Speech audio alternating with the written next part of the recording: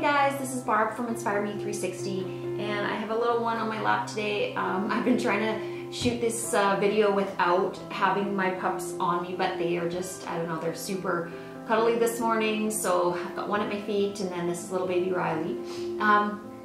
The reason that I'm making this video this morning is I wanted to really touch on a few things that could be holding you back. I know myself, for many years I struggled with some of these things, and when I was able to really eradicate them from my life, it's like, you know, the floodgates open and all of this tremendous success started happening for me.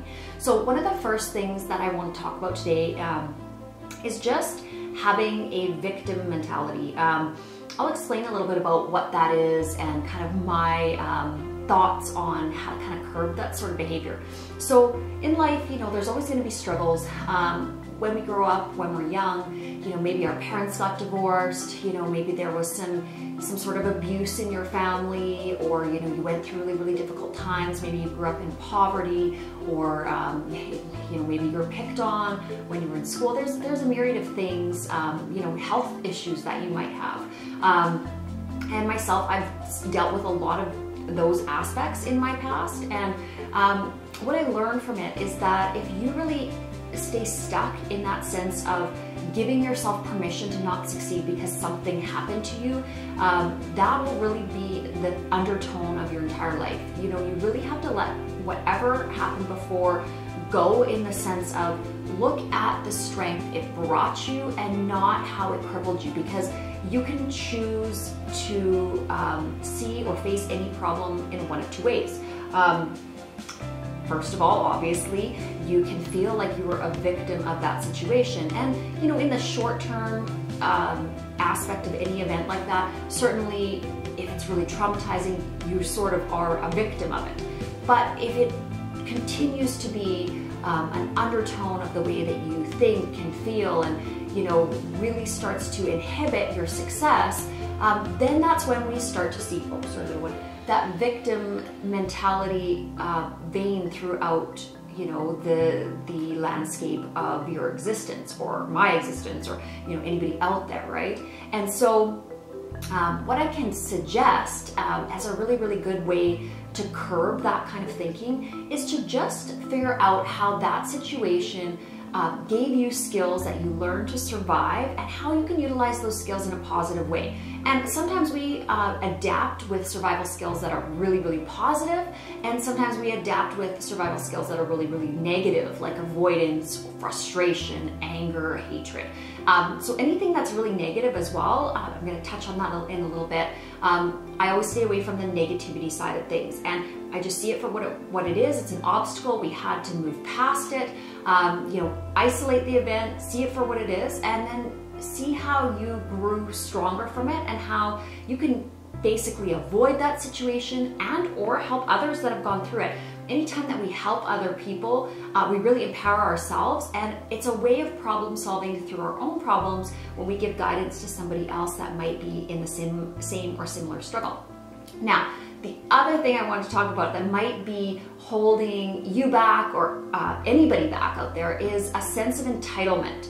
So what does entitlement mean? It just means that, you know what, I'm born here and I deserve this and I'm entitled to that, you know, and that kind of attitude is really detrimental to your success, because if you see it that you deserve to be rich, or you deserve to drive a nice car, or, you know what, you deserve to have the best, you know, bikini body out there, that attitude it's crippling to your success.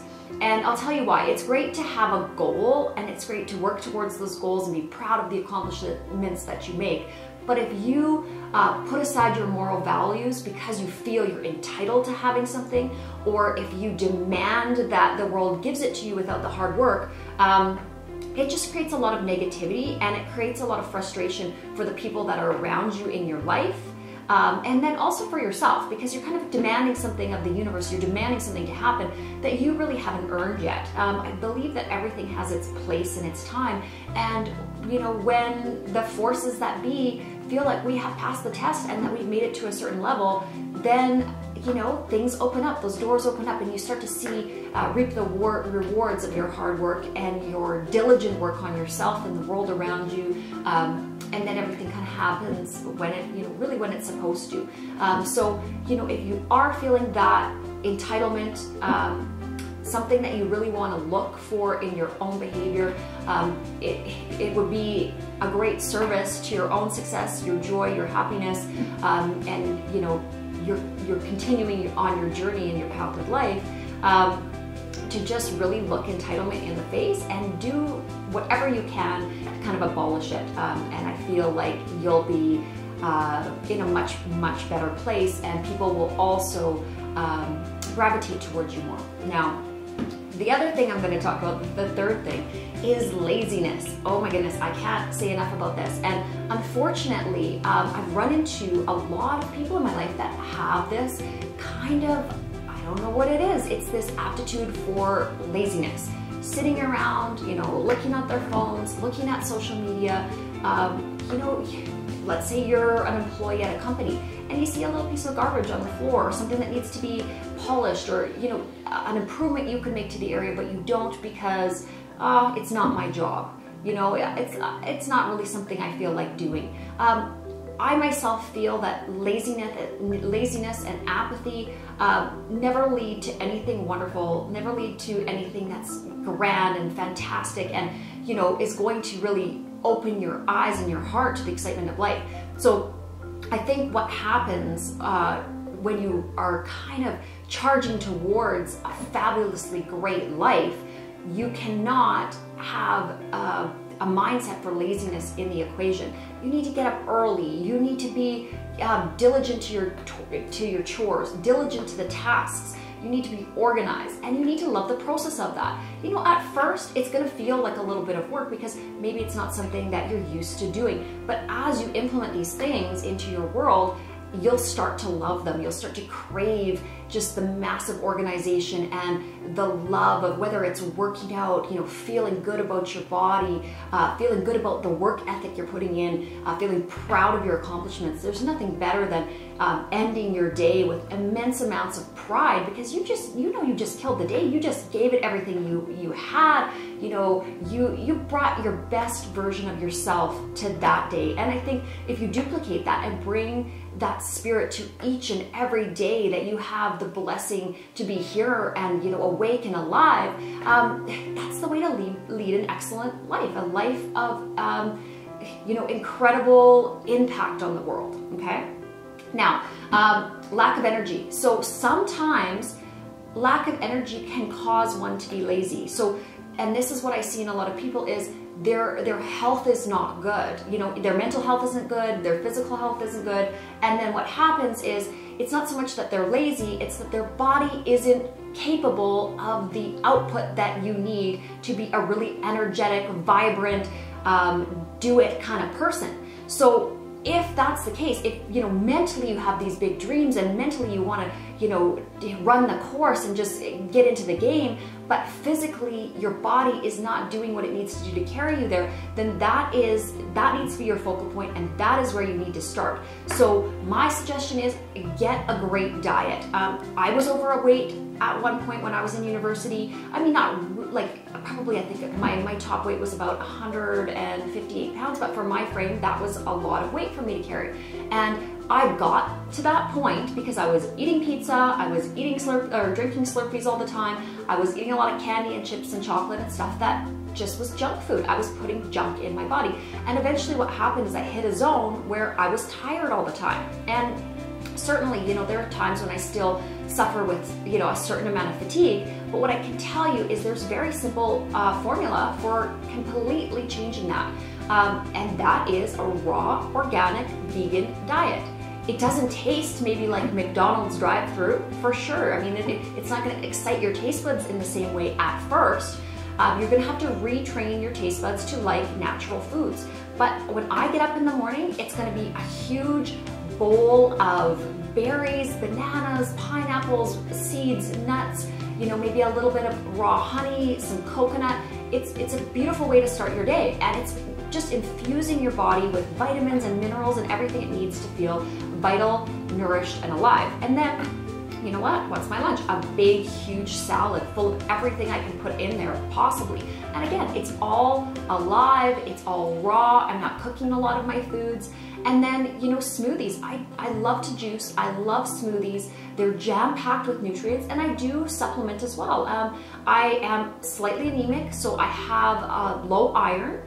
And so I'm gonna, you know, utilize those iron supplements. Niacin is great for mental health, so I take niacin. I take lysine, which is another fantastic support to your immune system. I take a whole range of green powders that super infuse my body with a ton of energy. I love juicing, so like celery, cucumber, carrot juice. I mean, if you want to replace a cup of coffee, have a carrot and ginger juice in the afternoon, and your energy will go through the roof, and you're not gonna have the jitters of caffeine.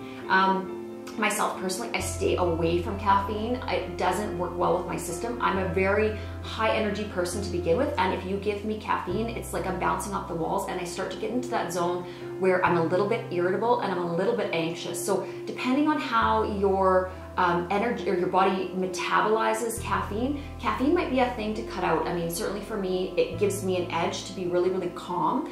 And when you get into the fire, when you're thrown into the fire and you're doing a lot of tasks and you have a lot of pressure and you have, you know, people from all over the world calling and, you know, everything that goes into whatever dream that you're creating, you're going to need to have the assistance of just that calmness in your demeanor and your ability to multitask and handle a lot of things with ease. And I guess really the engine of being able to do that is your brain. And if your brain is not balanced, if your brain is not healthy, then it's a trickle-down effect throughout the rest of your body. So really pay attention to your energy levels and really pay attention to what you're putting in your body. And then the secondary thing is sunlight, fresh air, and exercise. You need to do those things. It's like, put it like this, if you have a hot tub with no circulation and you're not putting the right chemicals in it, it's going to turn into a swamp with a bunch of algae and toxic things that aren't going to be good for the water. What you need inside your body, it's similar to that, okay? You need to create an environment that's oxygenated. Well, what happens when you exercise? You oxygenate your blood. So the delivery system, so your circulatory system, which delivers all of the micronutrients to all of the aspects of your body, especially your heart and your brain, everything you need to get the job done, that transportation system is your circulatory system. So you need to be utilizing the aspects of really what you can do to optimize your health. Really, really optimize your health. And exercise is a key component. So I'm gonna have the best day if I get up and I have an amazing workout, you know, really get my heart pumping and really love the aspect of the challenge, okay? It's gonna be a hard workout. It's gonna feel, you know, I'm gonna feel that. And what I say to myself when I'm working out is, you know what, this is hard. I can feel my heart pumping. I can feel the burn in my muscles, but I love this because I'm training my body to be healthy. And if you have that mentality throughout your entire life, you know, my goal is to never take a day off of working out in the morning and at night because, you know, you see these people that are incredible. They're, you know, 100 or, you know, 107 and they're doing yoga. These two ladies from France, you know, and the reason they're able to do that is that they never took a day off. When you are in your older, your more later stage years, if you stop, that's when you're going to decline. If you stop moving, then instantly your body seizes up. So the secret to longevity is to just keep doing, is to get up and don't, you know, the idea of retirement is like a slow decline to mortality. So I'm not saying you have to work your job full force every day, but you have to be working towards a goal. The way that the human body works is that, and the human mind and the soul and the psyche, is that we have to be going for something. We have to have a purpose. We have to have something that we're fighting for, that we're loving for, that it empowers us to be the best human being that we can be. So part of that equation really needs to be that you're diligent with how you keep, you know, your body in check. And it is, you know, it's absolutely like a machine, and you have to give it the maintenance that it needs. You need to oil the joints, you need to do the things that is going to keep your body in tip-top condition to basically go the course, right? If that's what you want, if you want extreme happiness, if you want to lead the life you've always dreamed of, it's going to take some effort, and it's going to mean that you have to be a participating factor in that equation. Okay, so if it's that you are feeling kind of sluggish, get back to the basics. Put the good things in your body. You are built, your cells are literally built with the food that you eat and the water and whatever you take in as liquids, the air that we breathe, and then how we utilize those small micro components to regenerate our cells. Every time your cells are dividing, you're creating a new body. So, and just like that, that is the same aspect with your mind. Your mind is a map of how you're creating your habits and your thoughts. So if you want to change the trajectory of your mental vision of the world, your perception of yourself, your perception of others, you need to be diligent with the diet of what you're feeding your mind. It needs to be beautiful thoughts. It needs to be positive thoughts. If you sit there all day long and say, I'm fat, I'm ugly, I'm useless, I hate the world, I hate people, that is what you're gonna get. If you get up and you say, today is my day. I'm gonna love this day. I love my family despite maybe things that have happened. I love the people in my life. And you know what, maybe I haven't had the chance to connect with them the way that I'd like to, but I'm gonna take today to do that. I'm gonna take tomorrow to do that. You know, I may not love my body today, but I know in, you know, 6 weeks, 6 months, I'm gonna feel on fire. I'm gonna love it. And that is what you're running towards. That's how you have to create each and every moment of your day. Okay, the last two things I want to talk about. Jealousy, really, really bad emotion to embody. We want to stay as far away as possible from jealousy, because it will really tear the fiber of your being. It will also really stunt your success. And what I mean by, you know, steering away from jealousy, don't worry about what other people are doing. I can't say this enough. Do what you're good at. Be what you are meant to be. You want other people to do fantastically well. We're a collective. This world is you know, we are conjoined, whether we like it or not. This is a world that is, you know, collaborative, and you know, we really are connected at such fundamental levels. So you want your neighbor, you want your friend, you even need to want your enemy to do well, because as everybody does better and better and there's more joy in the world, there's more joy for you too. So you have to just get in that mindset of wishing everybody success. The more success there is, the more success there's also to go around for yourself. So loving others is actually self-love. It is, it's a bit of a grind when you first start, because we've had these ideas of division for so long. We have just divided our cultures and divided the sexes and been divided by our religions. Like division and ways of kind of tearing each other down have been really in our human history for so long. So it's something that may be a little bit counterintuitive to us at first, but if we can use our logical linear thinking, it makes absolute sense to want everybody to do well. And when you start to think that way, you just become ridiculously happy. It's just, you feel good. When you want good things for others, you feel good. You just do. You feel alive. You feel wonderful. So really, just get rid of jealousy. Gossip, okay, is kind of in there with jealousy. I don't like to talk about other people unless it's to say, great job, they are fantastic work. How can I help you? I love you, you're amazing. You know, put other people up. Stay away from sarcasm, because sarcasm is kind of a funny, nasty little way to kind of take a dig at somebody. So whenever you can, you know, do an experiment. Kind of cut somebody down with a sarcastic comment and see how they respond. And then, you know, do that and see the energy that you create for different people in your life.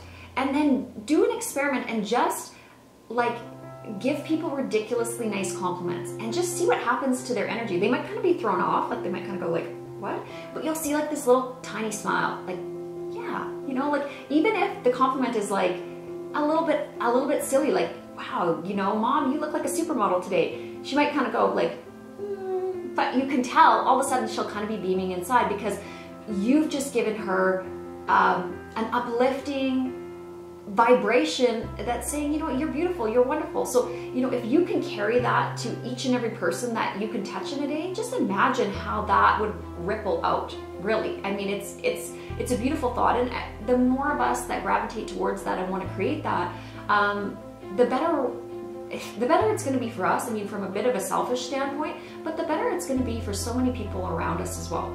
Now, the last thing I want to talk about in terms of can be a deterrent to success, and if you are kind of stuck right now, just adopt like massive amounts of optimism. Don't ever take the road of pessimism, because it's kind of laying the path for things to go wrong.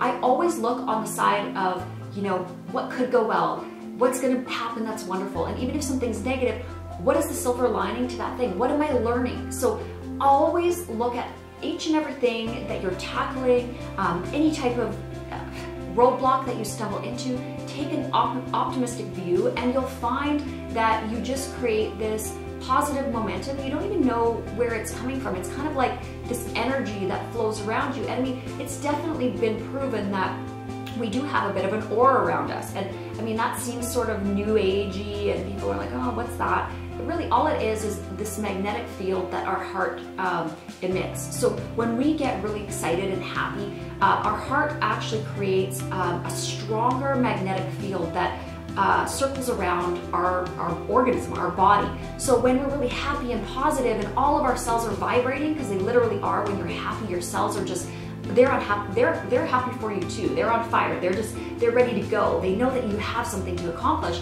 That's actually gonna, it's gonna expand out from your body there's a certain range. And so when you are around people and you're super energized and happy and you just feel like you're in your flow, that's kind of contagious and infectious, and people will feel that. And what happens in the world around you is people will be pulled in. If they want to feel happier, they'll want to gravitate towards you. And sometimes that's a good thing, in the sense that you can get a lot of really happy, amazing people. And sometimes then you can also draw the ones that are really down in the dumps and they want to like kind of vampire off your energy. So you've sort of got to watch there too.